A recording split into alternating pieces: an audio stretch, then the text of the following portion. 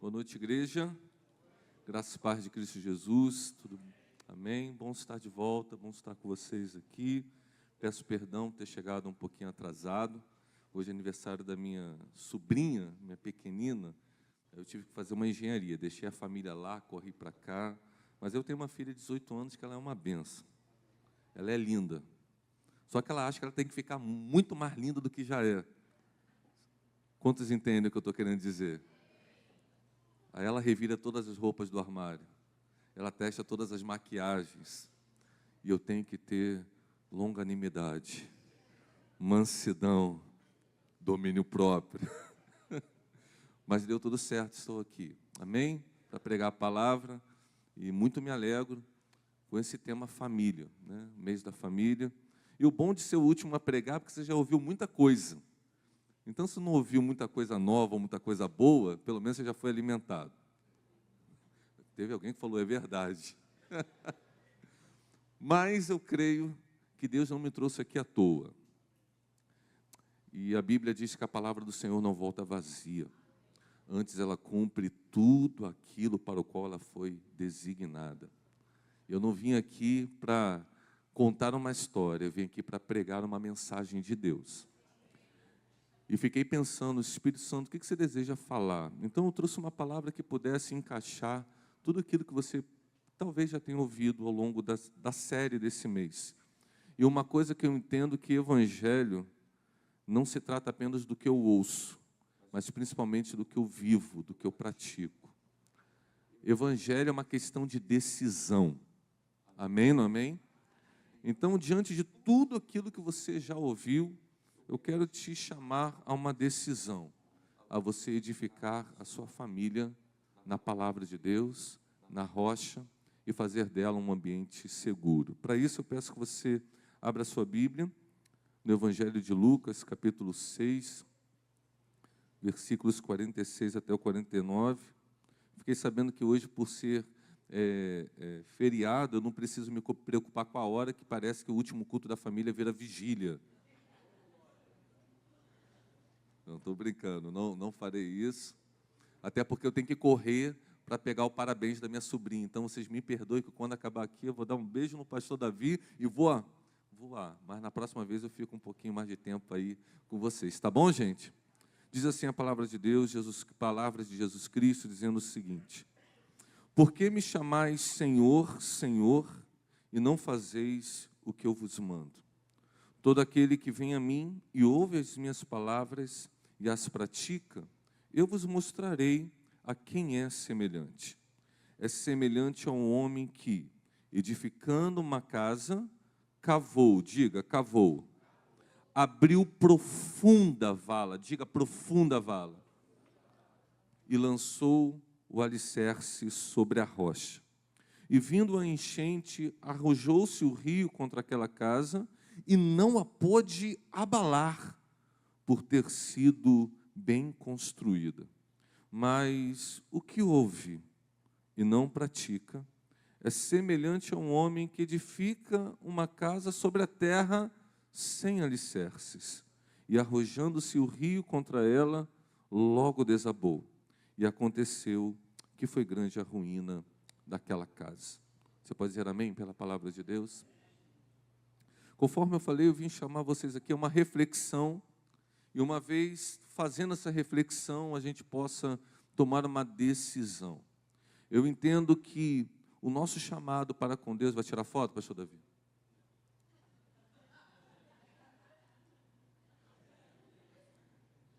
Estou brincando, depois pode tirar uma foto séria aí. É porque a cara já não ajuda, né? Às vezes eu estou falando... O pessoal lá da igreja mexe em tirar foto assim, ainda publica foto assim. É um traje pastoral. Mas eu entendo que a gente precisa refletir, e sobre essa reflexão a gente precisa tomar uma decisão. Esse texto que você acabou de ler comigo, ele também está em Mateus, logo após o Sermão do Monte. Depois de Jesus pregar aquele lindo sermão, ele termina com esse texto. E é engraçado que antes dele falar sobre o construtor prudente, o insensato, ele faz uma pergunta provocativa. Por que vocês me chamam de Senhor, se vocês não fazem o que eu vos mando. Então, note que a centralidade dessa reflexão, desse texto, e de tudo aquilo que Jesus nos ensinou, é que, antes de tudo, nós devemos tê-lo como nosso Senhor. Se você observar, todos os textos dizem isso, né? Por exemplo, Josué diz, eu e a minha casa serviremos a quem? Ao Senhor. O outro texto que a gente costuma falar de família é, crê no Senhor Jesus e serás salvo tu e toda a tua casa. Esse Jesus também, ele é o Cristo, isto é, o Senhor. Vários textos a gente chama o Senhor de Senhor. A pergunta é, ele é o Senhor da nossa vida? Essa é a primeira reflexão. Ele tem sido o Senhor no meu casamento. Ele tem sido o Senhor na minha educação com os filhos. Ele tem sido o meu Senhor no meu relacionamento para com os meus pais. Porque quando nós falamos de família, nós falamos de todos esses relacionamentos que estão no lar. Uma coisa que eu entendo é que existe uma sinergia. Existe o quê, irmãos? Uma sinergia. O que eu falo de sinergia? São duas forças que trabalham junto. Deus faz a sua parte, mas se o homem não fizer a sua, nada vai adiantar. Por exemplo, ainda pensando nessa questão do senhorio de Cristo Jesus sobre a nossa vida e sobre a nossa casa. Os salmos mais conhecidos, né, sobre família. Se o Senhor não edificar a casa, trabalhos que edificam. Quem tem que edificar a casa? O Senhor. Ele é o centro. Mas note que há trabalho. Sim ou não? Em vão trabalham os que edificam. O fato de o Senhor estar edificando a nossa casa não nos exime da responsabilidade, das decisões, daquilo que nós temos que fazer. O que eu tenho que fazer, Deus não vai fazer no meu lugar. Se o Senhor não guardar a cidade, em vão vigia a sentinela. É lógico que o Senhor é o nosso protetor. Não dormita, nem dorme, nem cochilo guarda de Israel. O Senhor guarda a nossa saída e a nossa entrada desde agora e para sempre. Aleluia! Mas note que a gente precisa vigiar. Se o Senhor não guardar a cidade, em vão vigia a sentinela. Mas tem que ter a sentinela. Então, note que, na primeira parte, existe uma responsabilidade sobre a construção. E depois existe a responsabilidade sobre a proteção da casa. O Senhor é sempre o centro. O Senhor é sempre o alicerce. O Senhor é sempre a base.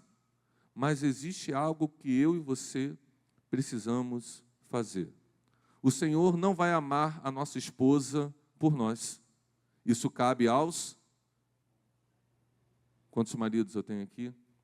Eu não sei se vocês vão gostar da minha palavra hoje, desculpa, mas eu vim com esse viés, de colocar a espada viva aqui no coração de vocês. Da gente fazer esse fechamento hoje, refletindo em tudo aquilo que a gente ouviu. E vou terminar aqui nesse texto de Lucas 7, Lucas 6. Então, o Senhor não vai amar o seu esposo por você. O Senhor não vai ensinar a criança no caminho que deve andar, no seu lugar. Esse é o seu papel. Esse é o meu papel. Existe um papel que é meu enquanto marido, enquanto sacerdote do lar, enquanto pai. Existe um papel que é da minha esposa, como mulher sábia que edifica a sua casa. Como uma mulher conselheira, uma mulher virtuosa, ajudadora, idônea, fiel. Existe uma responsabilidade nossa enquanto os pais, mas também existe uma responsabilidade enquanto filhos, de Júlia e de Rafael. Honrar pai e mãe, que é o primeiro mandamento, com promessa. Eu sempre aconselho os jovens lá, quando vem falando de papai e mamãe, falo, vamos ler. A gente lê lá e fala, eu peço para ele ler o texto, falo, olha para o texto. E o que o texto está dizendo? Honra pai e mãe. Está dizendo honra pai e mãe se ele for legal? Honra pai e mãe se ele for justo? Honra pai e mãe se ele for... Não existe nada disso, só diz o quê? Honra pai e mãe, para que te vá tudo bem.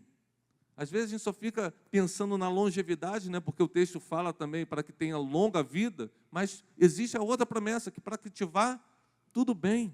Então, filhos, eu tenho filhos aqui. Amém ou amém? Honra pai e mãe. Valorize pai e mãe. Isso Deus não vai fazer por você. Por que eu estou trazendo essa chacoalhada aqui básica no início da mensagem?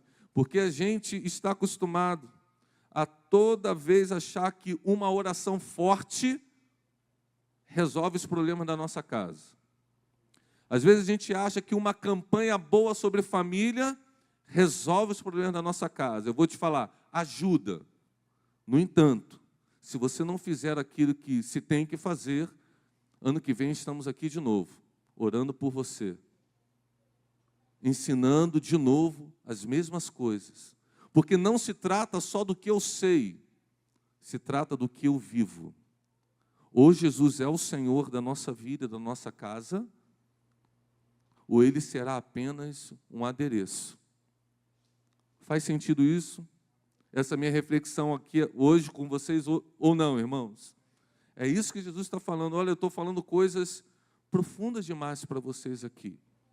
Porém, se vocês não me obedecerem, não entenderem que é aqui que está o fundamento de um lar feliz, de um lar seguro, não adianta.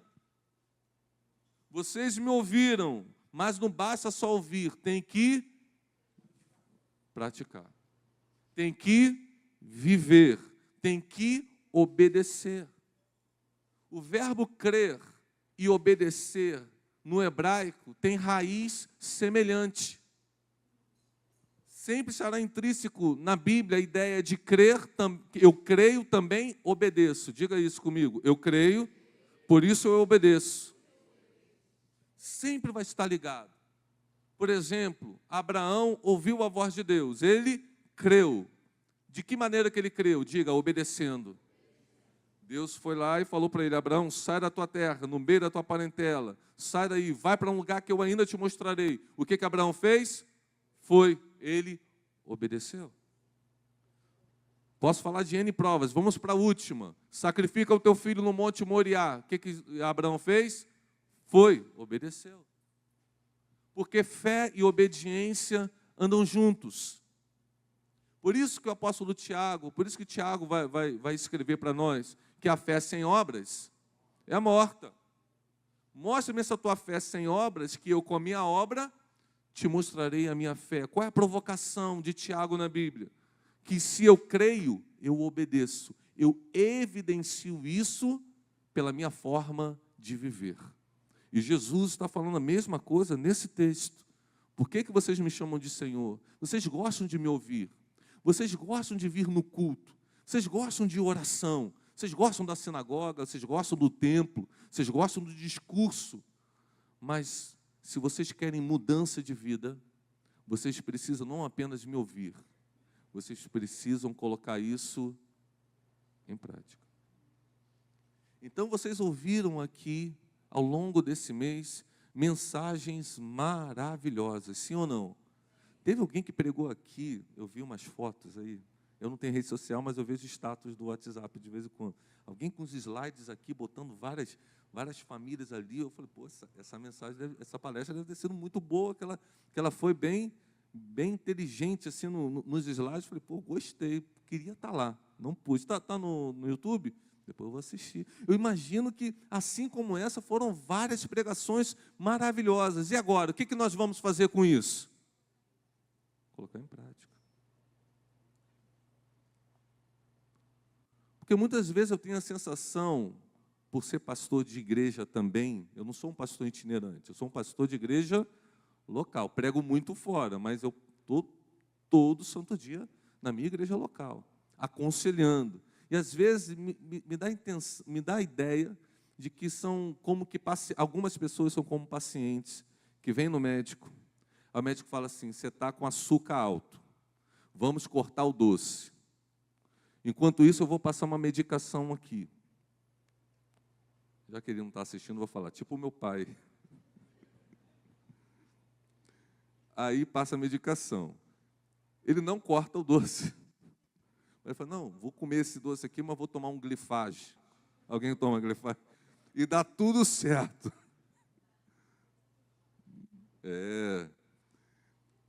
Mas se fosse só ele, estava bom. E se fosse só na área da saúde, é perigoso. Mas tem gente que faz isso na área espiritual e na área da família. Como que se houvesse um tratamento paliativo. Jesus não deixou nada paliativo. Se você crê, você tem que obedecer. A gente precisa entender a palavra Senhor. Essa palavra Senhor significa que, no grego aqui, original é Kyrios. Qual é a palavra? O pessoal aqui fala grego abundantemente. Está dando aula de grego aqui também? Fala de novo, Kyrios. Parece, vocês nasceram na Grécia ou não? Kyrios. Essa palavra significa um senhor, um soberano. Alguém de autoridade, de posição elevada. Agora, o fato não é a gente reconhecê-lo, não é a gente chamar ele de Senhor, é a gente fazer dele o nosso Senhor. E ele só será o nosso Senhor se nós tivermos disposição para obedecer fidedignamente tudo aquilo que ele diz. Então, logo depois de ele chamar a atenção nossa, ele fala dessa parábola aqui, a qual também está lá em Mateus, capítulo 7, no final do capítulo 7. Só que essa versão de Lucas eu gosto porque é um pouco diferente lá de Mateus. Porque lá em Mateus parece, quando ele vai falar dos dois construtores, é que um comprou uma casa num tipo de terreno e outro edificou uma casa num outro tipo de terreno. Dá essa ideia para você ou não dá?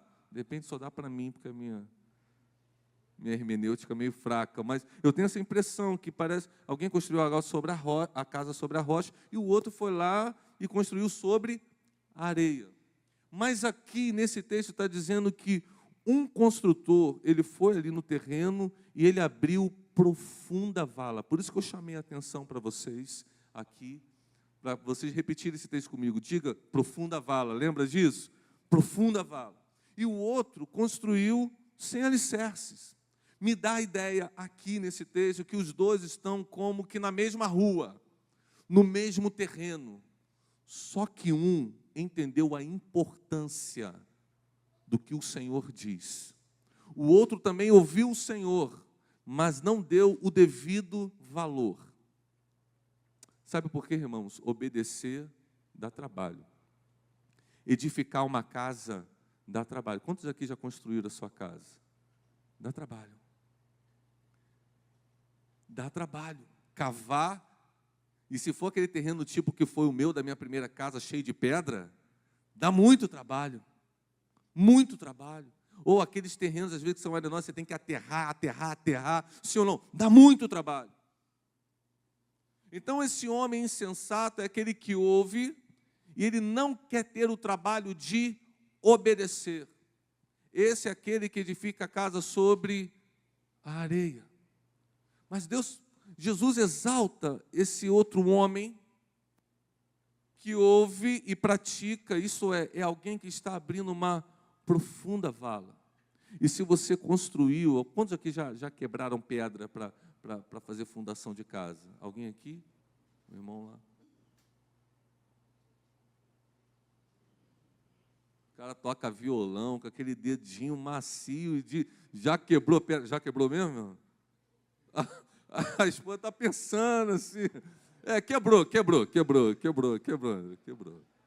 Mas eu estou com o irmão lá. É duro, irmão, é dureza. É dureza. Eu não posso dizer também que eu quebrei pedra, não. Outros quebraram, né? É dureza. Demora, dá trabalho, sua. O engraçado é que o outro, ele teve resultados mais rápido. Sim ou não? Construir a casa sem alicerce é rápido. E aí, se você está do lado de fora, o que dá a entender? Que esse pedreiro aqui, esse homem, é mole, é devagar. E o outro é o quê? Um homem esperto, descolado, habilidoso. Só que é o que Jesus nos diz, que pelo fruto você vai conhecer o tempo vai trazer a evidência das nossas obras. E se nós queremos edificar uma casa sobre a rocha, nós temos que ter paciência. Nós temos que ter resiliência. Nós precisamos entender que dá trabalho. Dá trabalho ser casado, irmão? Quantos casados eu tenho aqui? Eu não sei, de repente a tua esposa está do teu lado, mas eu vou falar, eu vou perguntar, se você for corajoso, igual Josué, ser forte e corajoso. Agradar a esposa, dá trabalho ou não dá, irmão? Ou só a minha? Então levanta a mão aí, irmão. Ah, obrigado. Dá trabalho. Esposas, entender os seus maridos, dá trabalho ou não dá trabalho? Ó! As mulheres são firmes. Né? Minha esposa não entende certas coisas minhas assim, ela está lá falando comigo, tem que resolver essa luz aqui do banheiro, tem que resolver. Eu falo, amor, já vou resolver até o Natal, isso aí está resolvido, fica tranquilo. Não sei por que ela fica ansiosa. A gente é assim ou não é? Uma hora a gente para resolver, tem duas pendências lá que eu estou enrolando, e ela não entende, que homem é assim. Somos diferentes, dá trabalho. Quantos pais eu tenho aqui? Educar filhos dá trabalho. Quando eles chegam, então, à fase da adolescência, se bem que dizem que os adultos continuam dando trabalho, porque tem a frase, filhos criados, trabalho. Eu ainda não entendo essa frase, talvez um dia vá entender. Mas nos fica aqui o dilema. Existe um trabalho para o homem ser feito. E toda vez que eu delego esse trabalho, alguém o fará no nosso lugar. Toda vez que eu não vigio nesse sentido, alguém vai fazer aquilo que eu deveria fazer. Sempre alguém vai ocupar uma posição de liderança. Sempre alguém vai ocupar uma posição que estiver vaga. Jesus nos chama a atenção aqui, ei, você precisa assumir a responsabilidade no trabalho da edificação do teu lar. Você pode levantar a mão comigo e dizer, eu sou responsável. Aliás, eu sou corresponsável pela edificação da minha casa. Eu sempre que estou fazendo um casamento, eu lembro aos jovens que estão casando. Eu sempre leio com ele lá é melhor serem 2 do que 1. E aí vai falar todos os benefícios de serem 2, e no final vai dizer assim, e porque o cordão de 3 dobras não se rompe com facilidade. É o que o texto diz. E a gente sempre faz alusão que essa terceira dobra, ou aliás, a primeira, é a presença de Deus. É o Senhor ali naquele matrimônio. Mas note que isso não é garantia que essa corda não se arrebenta. Porque o próprio texto é claro, é nítido de nos falar. Ele não se arrebenta com facilidade. Porque não depende só de Deus. Depende de mim também. Depende de você também. Não é apenas a oração. É depois da oração que a gente vai fazer aqui, eu creio que a glória de Deus vai encher esse lugar. E a sua vida será abençoada, a sua família vai ser abençoada. Mas depois que você disser amém, qual é o posicionamento que você vai tomar a partir de agora? Depois desse mês maravilhoso, da série de mensagens, o que eu vou fazer a partir de agora? Porque se tem uma coisa que a gente entende ao ler esse texto, é que as crises, o sofrimento, o trabalho, as dificuldades, elas vêm sobre a casa de todos. A crise, o choro, o luto, os problemas, as adversidades, as privações, ela vem sobre a casa que tem alicerces e ela vem sobre a casa que não tem alicerces. Ela vem sobre a casa do crente e vem sobre a casa do não crente. Vem sobre a família da Igreja Nova Vida do Porto da Pedra e adivinhe, também vem na família da comunidade evangélica Árvore da Vida. O fato da gente ter passado aqui um mês inteiro orando, clamando a Deus, não nos exime das dificuldades. E isso é bíblico, está aqui no texto. A chuva vem, as inundações vêm, o vento sopra sobre todas as casas. Mas há uma diferença vital, é a fundação da casa. Hoje, a gente vive um tempo em que dá muito valor à estética, sim ou não? Haja visto aqui, eu estava falando da minha filha, né? É linda, é linda. Tenta imaginar uma menina linda. Não fica imaginando muito não, que ela já tem um namorado, quase noivo, tá? Jovens aí. Mas ela é linda. Mas ela não sai de casa, não sai de casa. Para ir na padaria, se não tiver com a make. Tem alguns já confessando o mesmo pecado aqui que eu estou vendo. Porque valorizamos muito o que, irmãos? A aparência, a estética. Na casa, muitas vezes, idem. Valorizamos a fachada.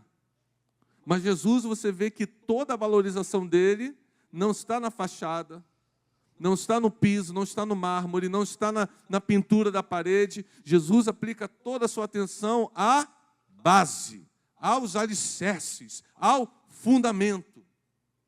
Porque não se trata de uma casa bonita ou não, se trata de uma casa estável, duradoura, famílias seguras, famílias estáveis. Não apenas do que vem do lado de fora, mas também das situações que podem aparecer do lado de dentro. Essa pergunta de Jesus, ela é mais séria do que muitos imaginam.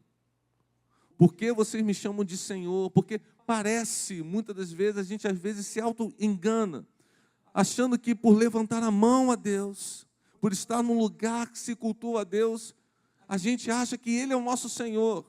E muitas vezes, na vida prática, não é. Ou algumas áreas da nossa vida, não os tornamos Senhor. E existe um personagem da Bíblia que eu sou particularmente apaixonado, que é o Davi. Não é o pastor de vocês, é o Davi da Bíblia. Aqui também sou grande fã, admirador, mas ele, como nasceu na década de 80, 70, novo, assim, inteirão, bonito. Não está na Bíblia, senão certamente estaria. Certamente. Deus também escolheu por detrás das malhadas. Você também é um homem segundo o coração de Deus.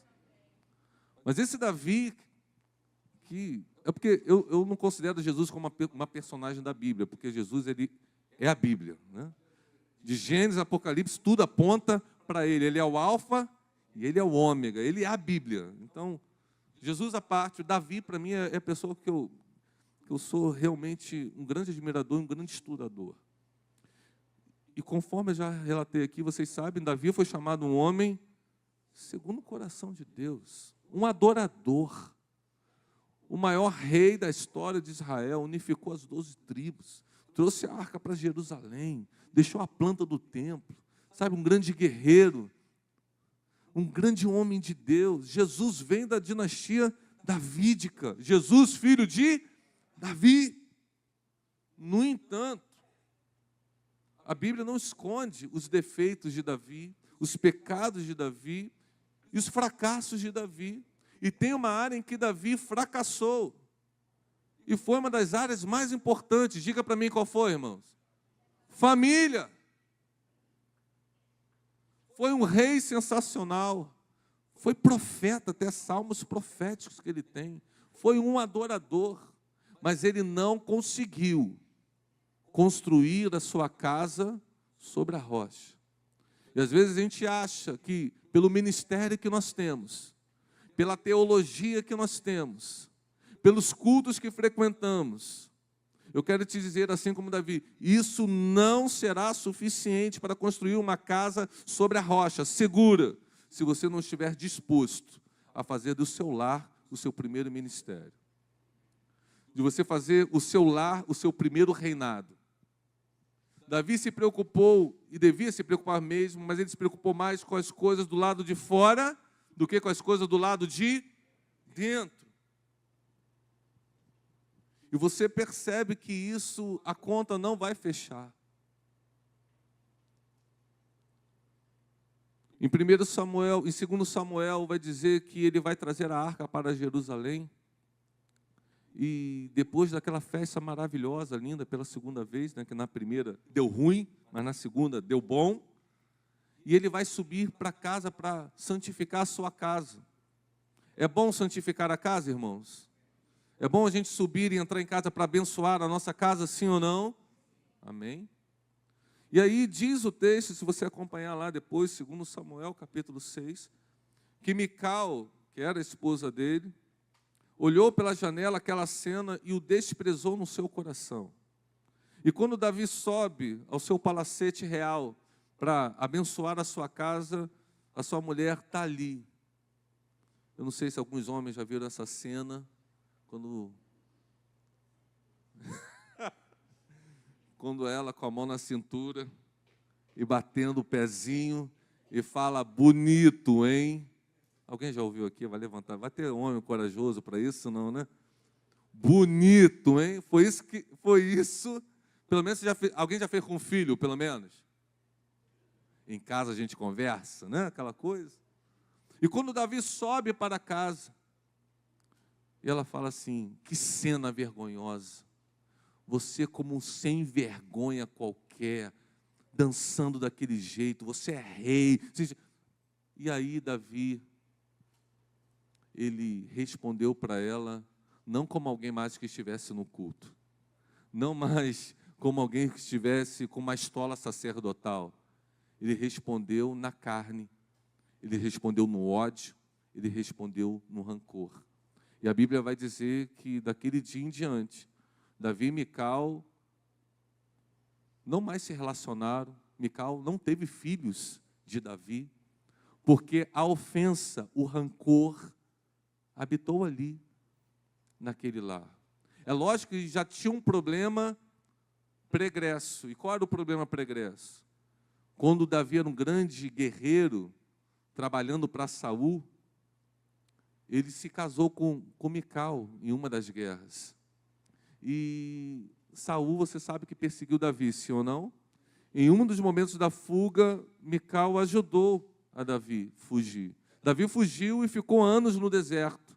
Mical se casou de novo. Saul deu Mical para outro homem se casar. Mas Davi também se casou. Se casou com Abigail, se casou com outras mulheres. Mas quando ele assumiu o reinado de Israel, o que ele fez? Eu faço questão de Mical aqui. Mas ele nunca deu a atenção que Mical merecia. Já havia uma separação muito antes. Já havia rancor, já havia mágoa. Mas Davi é um homem segundo o coração de Deus. Mas não conseguiu colocar em prática aquilo que é a maior essência de Deus. Deus é amor. E por isso aquele casamento sucumbiu. Eu quero te falar para vários crentes aqui, que são homens e mulheres segundo o coração de Deus. Tem homens e mulheres aqui segundo o coração de Deus? Faça esse coração de Deus também pulsar dentro do lar de vocês. Faça esse coração, segundo o coração de Deus, pulsar no casamento, no relacionamento com a família. Davi priorizava mais as coisas do lado de fora do que do lado de dentro. Agora a família cresce. E Davi, por conta da poligamia praticada, que nunca foi um princípio dado por Deus, embora Deus tivesse tolerado por um tempo, ele vai ter filhos de algumas das suas esposas. E vocês conhecem, parece que alguém aqui já ministrou, o pastor Davi ministrou, o incesto entre Amnon e Tamar. E a fúria de Absalão. E Davi não tem olha, pensa nisso, Davi era um rei. Davi era o quê, irmãos? Rei. Ele era excelente em administrar a economia de uma nação. Ele era excelente como estrategista de guerra, política, economia e a área militar, ele era fera. Mas como marido, ele velho, cheio de esposa, não tinha uma para deitar com ele. Teve que arrumar uma donzela no meio de Israel para poder aquecê-lo do frio. Ele tinha alguns filhos, e até a morte dele, os filhos ficavam brigando por causa do trono. Ele foi muito bom administrador do lado de fora, mas nunca conseguiu administrar o lado de dentro, a família. Eu não sei que tipo de homem ou de mulher você quer ser, porque hoje, na sociedade pós-moderna, me parece que alguns dão muito valor à sua carreira, aos seus negócios, aos seus estudos, aos seus empreendimentos, às suas contas das mídias sociais. Mas deixe-me te falar uma coisa, os olhos de Deus estão voltados para aquilo que nós edificamos dentro do nosso lar, dentro da nossa casa. Davi não foi capaz de administrar os seus relacionamentos matrimoniais, muito menos edificar os seus filhos no caminho do Senhor. Em que pese fosse um adorador, em que pese fosse um grande guerreiro, em que pese fosse um grande administrador, o maior tesouro, nós cantamos aqui, é o que, irmãos? Família. O maior diamante, o maior valor que nós temos é a nossa família.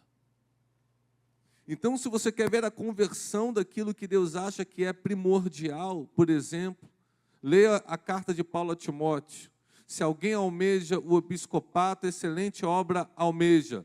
Entretanto, primeira coisa, é necessário que ele seja irrepreensível. Depois, marido de uma só mulher e que governe bem a sua casa, porque se não governar bem a casa, como vai governar bem a casa de Deus? Então você vê que o padrão de Deus é: quer fazer algo na minha casa? Faça primeiro na sua casa. A gente ama orar nesse lugar. E isso aqui é chamado casa de oração. Amém. Mas Deus também quer que a sua casa seja uma casa de oração. Nós amamos cantar louvores nesse lugar, amém ou não amém? E esse aqui é um lugar de culto, de adoração. Mas também faça da sua casa, do seu lar, um lugar de adoração. Deus te constituiu sacerdote, não apenas de uma casa espiritual, mas também do seu lar, da sua família.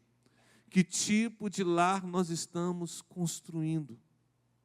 O que temos feito com a palavra do Senhor? Somos como Davi ou somos como Josué, que a despeito de todas as crises que estavam do lado de fora, de toda a mistura mundana, ele diz: vocês escolham aí a quem vocês vão servir, porque eu vou cuidar da minha casa. Minha casa vai ser um lugar de santidade, minha casa vai ser um lugar de consagração, minha casa vai ser um lugar de oração. Eu vou declarar para vocês: eu e a minha casa serviremos ao Senhor. É um tempo de posicionamento que Deus nos chama. É um tempo de reflexão que Deus nos chama. De nós pegarmos todas essas palavras, todas essas mensagens e colocarmos não apenas no nosso coração, mas colocarmos no nosso dia a dia.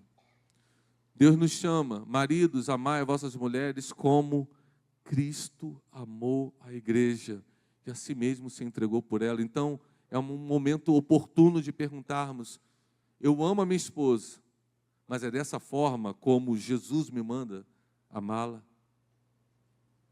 Mulheres, sede submissas aos seus maridos, respeitam os seus maridos, ajudem. Aí eu te pergunto, mulheres, é assim que você tem tomado o seu posicionamento? Filhos, têm honrado os pais, pais, têm criado seus filhos na admoestação do Senhor. É hora da gente colocar tudo isso em prática. E Jesus fala que quando a gente faz isso, a gente é semelhante a um homem, um construtor prudente. E Mateus vai falar 3 momentos que advêm sobre essa casa. Sopram os ventos. Diga comigo, sopram os ventos. Eu já falei isso aqui, mas eu quero repetir. São problemas inesperados. Você já viveu problemas inesperados? Né? Você já pegou uma ventania no meio da rua, inesperada, e teve que se esconder? Então, quando Jesus fala de ventos, é isso, olha, são coisas que vêm sobre você, e você, às vezes, pode não estar preparado. Mas se a tua casa estiver sobre a rocha, como que ela fica? Firme, inabalável. Eu me lembro que quando eu casei, eu casei com 22 anos. Com 1 ano e pouquinho de casado, minha esposa ficou grávida. Minha esposa ficou grávida 3 anos consecutivos. Ela engravidava pelo cheiro, não era possível. Assim, e tenta imaginar a alegria do primeiro filho. Descobrimos o sexo, Gabriel, fizemos um enxoval. Ela é uma artista de mão cheia, preparou o quarto, fez todo o enxoval, tudo bonitinho. Quando o Gabriel nasce, ele nasce com uma cardiopatia raríssima. E passou 21 dias, foi direto, não sabia, só no nascimento, foi direto para a UTI, depois foi para um outro hospital lá no Rio de Janeiro, a gente ficou 21 dias acompanhando isso, e Gabriel faleceu. A gente teve que enterrar o nosso primeiro filho. Problemas inesperados. Foram meses que sucederam esse evento que foram difíceis, porque minha esposa não pôde pegar nem o Gabriel no colo. E a cena mais triste desse episódio foi o dia que ela teve alta da maternidade, e quando a gente estava saindo, uma outra família estava saindo junto. Então estava todo mundo em festa, tirando foto.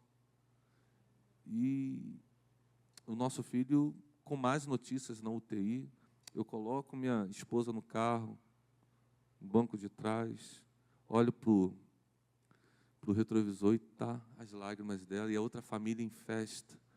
E ela não pôde nem segurar o filho no colo, não podia nem ir visitar, tive que levar ela 1 ou 2 vezes por conta do resguardo. Então foram dias tristes, ventanias que vêm sobre a nossa casa, ventos. Mas Jesus vai falar também em Mateus de chuva. São problemas que estão acima de nós e que nos acometem. Coisas que não estão na nossa gerência, mas vêm sobre nós. Por exemplo, a Covid. Alguém aqui causou a Covid-19? Fala aí que a gente apedreja agora. Não é? A inflação do azeite. O azeite, eu não estou mais conseguindo tomar azeite. Eu compro agora aquela garrafinha pequenininha. Eu falo, mozinho, come aí, tá bom. Bota só um pinguinho aqui. Não, bota 2. Não, pelo amor de Deus. Azeite está caro, não está, irmão? Aquele azeite bonzinho, está caro. Quando ela bota 2 gotas, eu falo, não faz isso, pelo amor de Deus. Isso é um pecado grave. 2 gotas já é demais. Bota umazinha, sente o cheiro e já está bom. Alguém aqui é culpado pelo preço do azeite ter quase triplicado? São problemas que estão acima de nós. Mas afeta a nossa família ou não afeta? Afeta a nossa casa ou não afeta? Afeta. Aí soprou o vento, caiu a chuva. Aí depois ele vai falar o quê? E inundou o rio. E as águas vieram.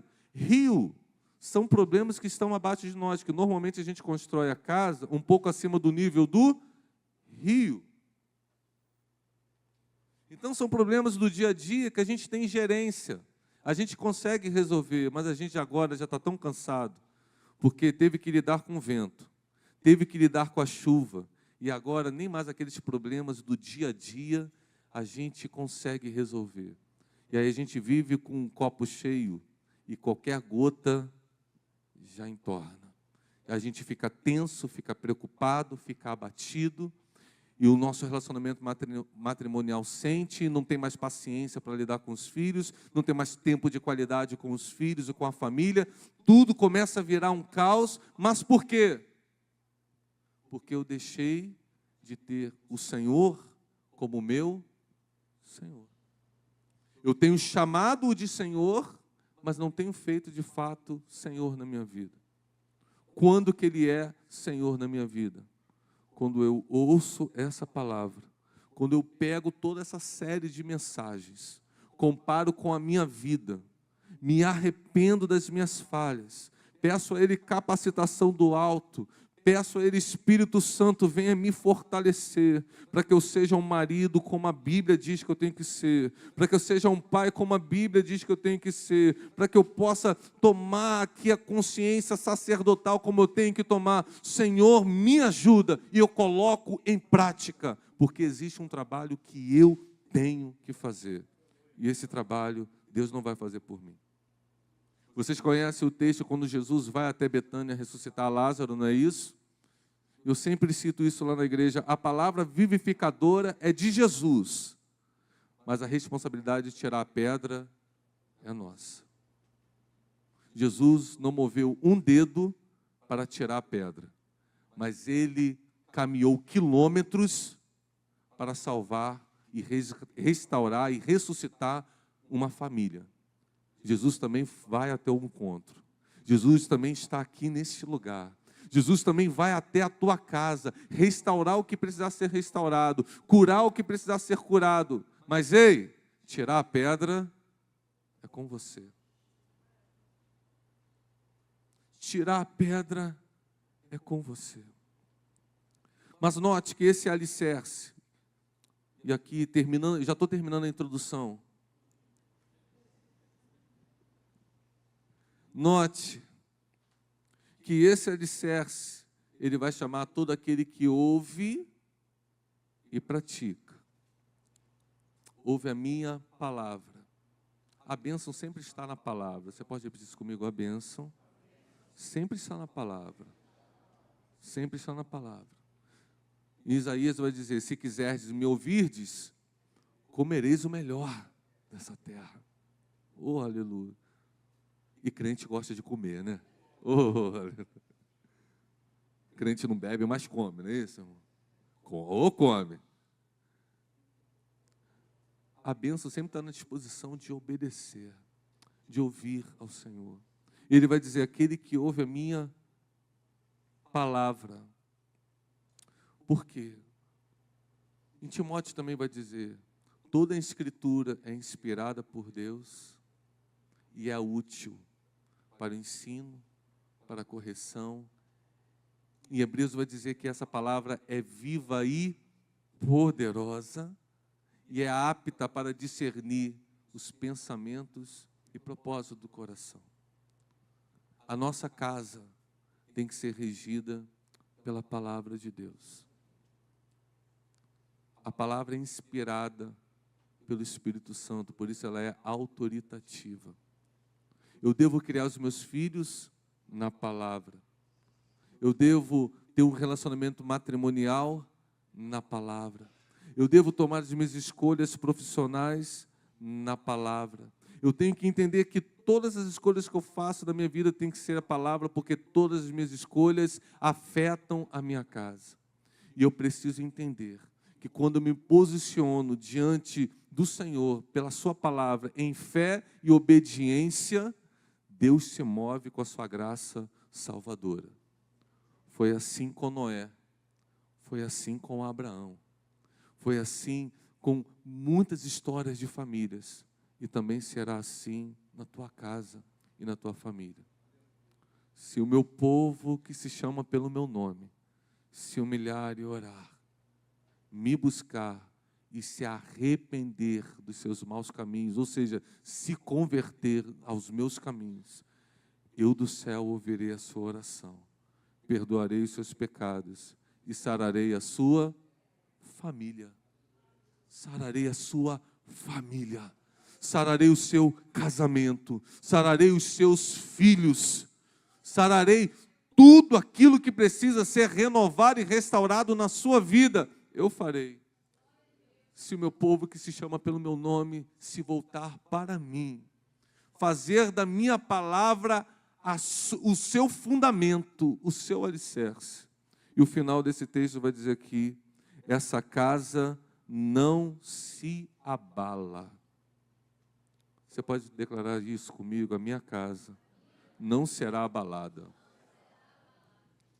É uma coisa linda. Aqui, a ideia é de um lugar onde a terra treme, mas a casa permanece firme. É como se viesse um terremoto, mas ele não tem poder de ruir a casa, porque ela está firmada sobre um firme fundamento, sobre a rocha. A rocha é a palavra de Jesus. E nós somos esses construtores. Tudo que nós temos que fazer é crer no que Jesus diz e obedecer, e seguir, e colocar em prática. Não vale a pena, nesse sentido, ser como Davi. Ser alguém renomado do lado de fora e ser alguém não desejado do lado de dentro. Eu prefiro o inverso, porque eu entendo que o meu ministério só pode ser legitimado se minha esposa me vê como um pastor e meus filhos me veem como um pastor. Tudo que eu sou do lado de fora tem que antes ser um reflexo do que eu sou do lado de dentro. Tirar as gritarias, tirar as impurezas, remover o rancor, trazer de volta a doçura, a harmonia, a paz. Tudo isso são implementações, elas não são subjetivas, irmão. Não adianta a gente cantar aqui uma música linda do Regis Danese, se quando chegar na sua casa, a primeira atitude que você fizer não for uma atitude promotora da paz, não for uma atitude promotora da reconciliação. Eu venho aqui vos chamar a um posicionamento. A gente viveu o que ora, viveu o que prega e viveu o que canta. A segurança da nossa família depende muito mais das nossas escolhas, do nosso comportamento, das nossas atitudes. Se o Senhor não edificar a casa, em vão trabalhos que edificam. Se o Senhor não guardar a cidade, em vão vigia a sentinela. Fala para o irmão que está ao teu lado, vamos vigiar. A gente gosta muito de orar. Quantos gostam de orar? A gente vai orar agora.